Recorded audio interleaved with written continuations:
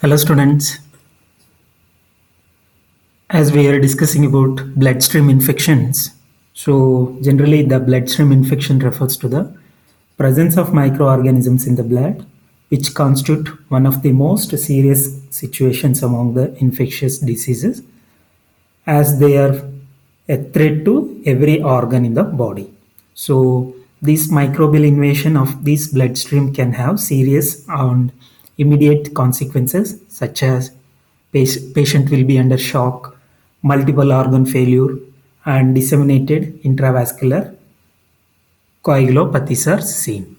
So therefore, these as continuation to the bloodstream infection, today we will be discussing about few miscellaneous bacterial bloodstream infections. So as the picture says, so before starting the chapter, we'll discuss one case study. So the case study says a 52-year-old slaughterhouse worker presented with on and off fever with profuse night sweats and is also presented with joint pain. So upon on examination, so he is seen with there is hepatosplenomegaly and this particular disease is also known to spread through the unpasteurized milk and contaminated dairy products seen in picture A and B. So picture A shows slaughterhouse worker and this disease is also known to spread through the contaminated dairy products. So so it is a relevant case of bloodstream infection. So naturally, the clinical sample include blood sample was inoculated into a specialized culture medium, which is shown in picture C. So on microscopic examination, the culture smear shows the characteristic features of causative organism and the final confirmation is done by serological test, which is displayed in E. So same case history case study we will be discussing in practical class also. Don't worry, there will be completely discussing about the what is this blood culture medium, what is this serological, how does this dairy products get contaminated, and mainly here you need to observe that he is a slaughterhouse worker, so that disease is spread through infected animal to the man which is working in slaughterhouse. This disease is also known to spread through the contaminated dairy products. So moving on to our chapter called brucellosis. It is a zoonotic disease. So this brucellosis is an obligate aerobic, fastidious and small gram-negative coccobacillus. So it is also called as undulant fever. So it is a zoonotic disease, that is the root of infection, source of infection will be the infected animals through which the man gets acquired with this brucellosis. So mainly the zoonotic disease which affects the domestic animals such as sheep, goat or cattle. So farmers are usually prone to get this brucellosis disease.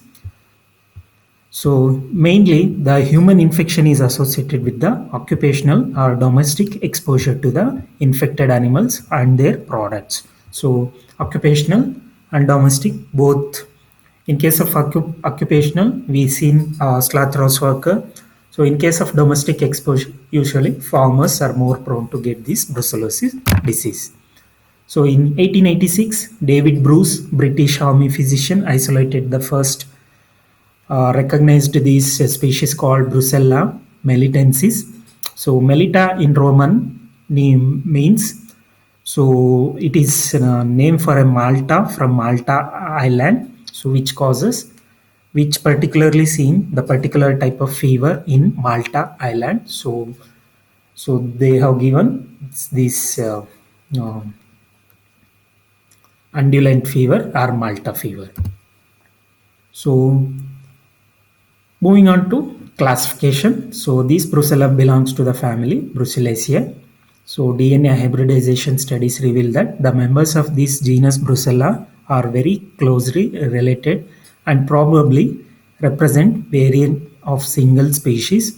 So these have been classified into Norman species based on various properties. So along with classical species, we do have separate classification called nomen species. So these nomen species are important nomen species associated with usually human infections. So these important nomen species which are associated with human infection, the species includes Brucella melitensis. So we have Brucella abatus, with Brucella suis, we have Brucella canis. So as the name suggests, so this Brucella melitensis, it is affects mainly sheep, goat, camel, and man is also a susceptible host. So in case of Brucella abatus, it is acquired from the infected cattle and buffaloes. So this Brucella abatus mainly causes infections in cattle and buffaloes. So this Brucella suis usually infects most often pigs. So this species in infection seen in pigs. As the name suggests, this Brucella canis, it causes abortion in dogs. So these are the various species which are important to human infections. We have Brucella melitensis, Brucella abatus, Brucella suis, and Brucella canis. So there are two major types of lipopolysaccharide antigens present in this Brucella, namely M and A. So these present in varying proportion in three major species of Brucella. So this main type of this lipopolysaccharide antigen, that M and A concentration or proportion is vary in various types of Brucella species. In case of Brucella melitensis, M antigen is predominant. In case of Brucella abatus, A antigen is predominant. In case of Brucella suis, maybe either M or A antigens are seen. So this is the picture showing various types of Brucella affecting various types of animals. So moving on to pathogenesis. So these pathogenesis includes the transmission. The transmission occurs mainly from infected animals to infected animals to the human beings by various modes like direct contact, foodborne, airborne, and person to person.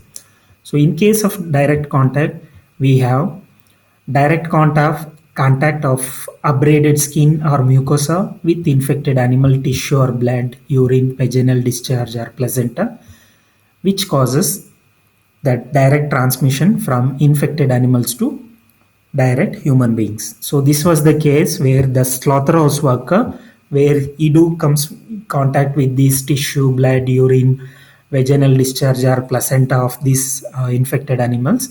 If he has any abraded skin, again it easily transfers from infected animal to man. This is the direct contact. In case of foodborne, so we have unpasteurized milk or dairy products or undercooked meat. So again, they becomes the source of infection. That's why we have put up these unpasteurized contaminated dairy products. This disease is also known to spread through these unpasteurized or contaminated dairy product. So in rarely we do have this airborne transmission where inhalation of dust or aerosols in the infected cowshed or slaughterhouses may transmit from infected animals to human beings. So in case of person to person, so again this is the rare cause, that is a rare route of transmission from infected mother, which from breast milk or tissue transplantation or infected blood transfusions. So these are the transmissions. So once the successful transmission occurs, it spreads from site of infection. The organism spreads to bloodstream, resulting in bacteremia. That's why we are discussing under these bloodstream infections. So and then it disseminates into various organs. So usually the organs which are affected by this brucellosis includes all the reticuloendothelial system such as lymph nodes, spleen, liver, and bone marrow. Other organs also such as placenta, musculoskeletal, tissues and genitourinary systems also involved. That's why the patient is presented with the musculoskeletal uh, joint pains. So that's why is the organs involved. We have mainly musculoskeletal tissue. That's why the patient is presented with profuse sweating, with on and off fever, along with severe joint pain. So next, once it spread occurs, so there initially the neutrophilic infiltration occurs. Later on, it is replaced by chronic inflammatory cells leading to granuloma formation. So once this granuloma formation occurs, there is a um, intracellular survival happens, where the cell wall lipopolysaccharide appears to be the major virulence factor, which plays a key role in intracellular survival, where it resists the host immune system. Then the host immune response, where the cell mediated immunity is the key factor to control the infection. If the host immune system, that is, if the cell mediated immune system fails, again the infection spreads. So once the transmission occurs in any of these routes, either by direct contact, foodborne, airborne, or person to person, there is a spread, then there is a organ involvement, then there is a local tissue response, then again it escapes this local tissue response, again it escapes, it survives in intracellular survival by resisting this cell mediated immunity. So once it resists this host immune response, that is cell mediated immunity, there is a clinical pictures, that is there is a clinical signs and symptoms evolves, where he is presented with classic tired. So he is presented with profuse night sweats. There is a arthralgia, there is a arthritis, and um, we have hepatosplenomegaly. So we can see foul smelling perspiration is considered as a classical sign, but not seen in all the cases. So this brucellosis also mimics like typhoid-like illness, except that it is like less acute, less severe with undulating pattern of fever, and there is a more musculoskeletal tissues are involved. So that's why it mimics like typhoid-like illness. So it is also called undulating fever, where there is a typical remittent course occurs. So in between febrile periods, which last for weeks, so there will be afebrile periods. Then again, patient is presented with fever. That's why we call it as undulating fever. So it was first seen in Malta Island. That's why we call it as Malta fever or Mediterranean fever. So the patient is presented with classic triad, then typhoid-like illness. So there is a on and off fever, that we call it as undulating fever. Then there is a involvement in musculoskeletal system. So patient is present with septic arthritis. So in rare chances, other non-specific symptoms includes patient may be present with abdominal pain, headache, diarrhea, etc. So untreated conditions where the CNS, CVS, and genitourinary manifestations are seen. So moving on to epidemiology, this brucellosis is a known as a zoonotic disease. It is seen in worldwide. The human infection closely related to the prevalence in various domestic animals. So where the human and domestic animal interaction is in villages side, you see more and more. So there is a in village side, this brucellosis is common. So in case endemic areas where animals are raised in large numbers, such as Mediterranean zone, Eastern Europe, Central Asia, Mexico, and South America. So these areas where the large animals are raised in large numbers, so that's why So we see more number of brucellosis in Eastern Europe, Mediterranean zone, Central Asia, Mexico, and South American. So this infection is rarely seen in European countries, Australia, and North America. So the true prevalence of human brucellosis is difficult to estimate. The sources of infection includes infected animals excreting the organisms in urine, milk, placenta, vaginal discharge. So it is also contaminated animal food products like dairy products, especially soft cheeses, where unhygienic practices are seen. So these, especially soft cheese, milk, ice cream, and rarely raw bone marrows. Again, these forms a sources of infection. So that's why. So these raw meats and bone marrows you should cook properly. So, as we said, this is a known for the occupational disease where farmers, shepherds, butchers, these are known for getting prone for getting this brucellosis. So moving on to once you are suspecting this brucellosis based on his clinical history, based on his occupation, based on his exposure, based on his clinical signs and symptoms like typhoid-like symptoms, classic triad, hepatosplenomegaly, then you are sure that it is a blood-borne disease. So first and foremost, you must collect blood or bone marrow. So they forms a ideal clinical specimens. So once you collect these blood samples or clinical samples, so blood culture is done by BHI broth, that is we call it as Castanard's biphasic media.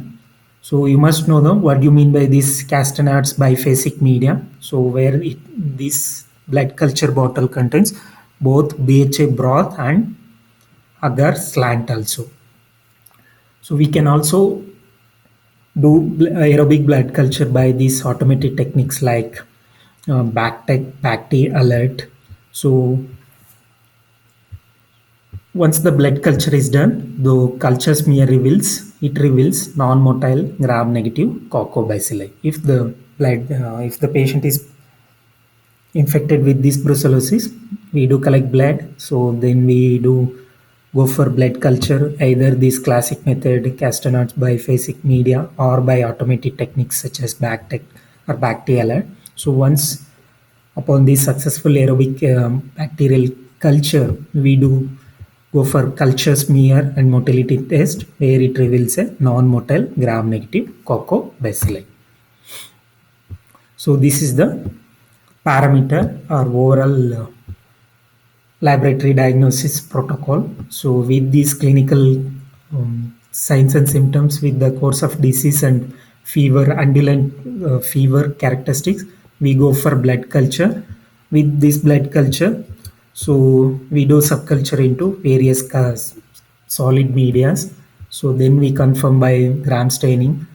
So again, we can confirm by this quantitative serology test. So these are Brucella species are usually small gram-negative aerobic coccobacilli. They do lack capsule, flagella, endospores or native plasmids. So usually their oxidase and catalase test positive. So some species require carbon dioxide enrichment for primary isolation in the laboratory. So this is the laboratory diagnosis of brucellosis. As we said, this is the Castanard's biphasic medium. So why we call it as biphasic medium means it contains both this solid agar slant and a BHI liquid broth. So once you subculture into these, so repeatedly the bottles are shaken gently so that if any organism it can grow well in this agar slant. So this is the gram stain showing Brucella species. It confirms the gram-negative coccobacilli. So this is the automated blood culture technique. So we can use in BACTEC or BACT alert automated machines. So identification by automated such as MALDI-TOF or VITEC or by conventional biochemical test. As you know, it is catalase positive, oxidase positive, and urease test is rapidly positive for Brucella suis and canis. So once you confirm with this conventional method, so further uh, we can confirm this brucellosis by standard agglutination test, or we abbreviated as SATs, which detects usually IgM. So these tests, we can also go for detection of IgG antibody by 2-ME test. Nothing but this 2-ME test is nothing but again this is a standard agglutination test where this this is standard agglutination test. Again, it detects IgM. So in case of 2-ME test, that is 2-mercaptoethanol SAT standard agglutination test, where this 2-mercaptoethanol destroys all the IgM antibodies. So therefore, SAT is performed with 2-ME treated serum, detects only IgG and confirms the chronic brucellosis. So, as I said, standard agglutination test, it is a gold standard serological test. So, it is done by tube agglutination test, which detects antibodies against lipopolysaccharide antigens of this Brucella abatus. So, where there is a serial dilutions of patient's serum is mixed with a killed suspension of this Brucella abatus and incubated at 37 degrees Celsius for 48 hours. So, in various serial dilution, if you find any agglutination, so based on endemic non-endemic, we give it as positive. So in case of non-endemic areas, so that if you the clinical if you want to consider the patient is positive for brucellosis, that titer should be 1:160, more than 1:160. So in case of endemic area, where the many cases of these brucellosis are seen, so the titer should be 1:320 or rising titer, then only we can consider it is a positive. So this is the standard agglutination test, as I said. So in tube 1:160, we do consider it as a positive if you see any agglutination in non-endemic areas. In case of endemic area, you must see 1:320 in this 1:322. So that is how the test is performed. So India comes under non-endemic. Okay. So if you're suspecting any brucellosis, we do give 1:160. If you see any agglutination in tube containing 1:160, then it is a positive. So interpretation. A positive standard agglutination result indicates either acute or chronic brucellosis. So as this standard agglutination detects both IgM and IgG, we cannot differentiate between acute or chronic cases. In such cases, again, this positive standard agglutination test positive patient, again we will go for this 2-mercaptoethanol standard agglutination test, where this 2-mercaptoethanol which treated with this patient serum, which destroys all the IgM antibodies. And again, if the patient comes positive, again we can confirm that it detects only IgG and it confirms the chronic brucellosis. So if the patient comes in 2-mercaptoethanol standard agglutination comes negative, again we can consider that he is an acute patient.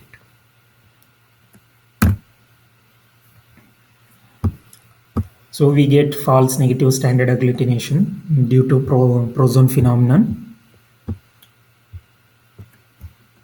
So sometimes we do get false positive standard agglutination test if a patient is infected with any other gram-negative bacteria. So other antibody detection test includes ELISA. It is a highly sensitive test which uses either cytoplasmic proteins or lipopolysaccharide antigen to detect IgM. IgG, IgA antibodies individually. So it is useful for diagnosis of chronic brucellosis. However, the result has to be confirmed by standard agglutination test along with 2ME SAT test.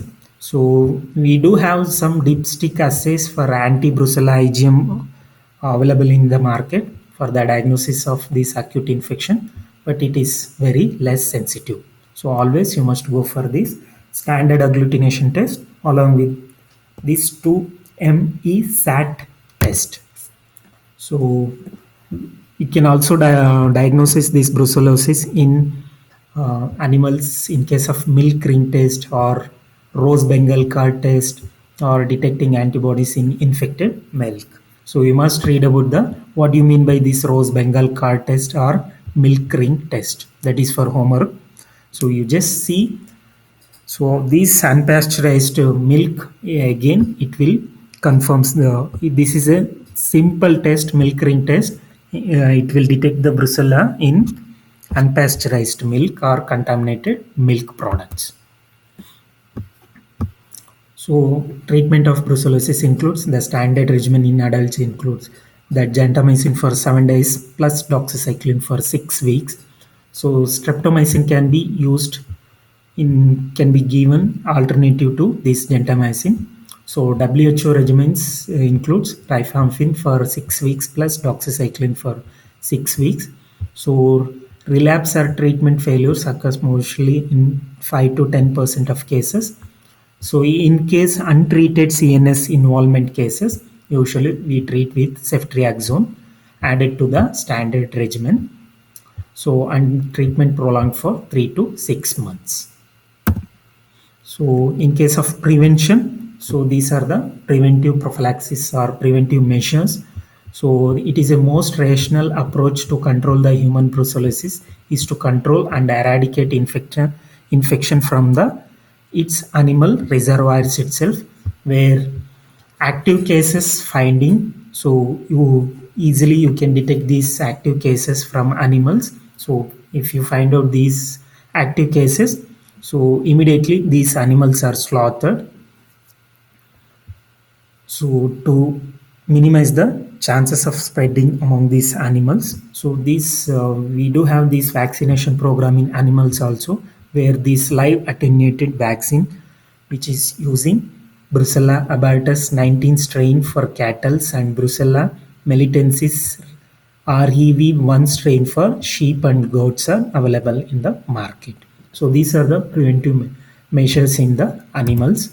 So in case of preventive measures in humans, so the general precautions such as always use pasteurized milk, so always cook the meat products properly. So use of protective measures to prevent the direct contact with animals.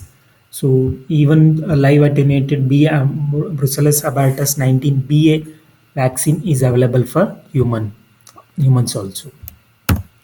So that's all for today's class. I hope you understand this brucellosis. Thank you.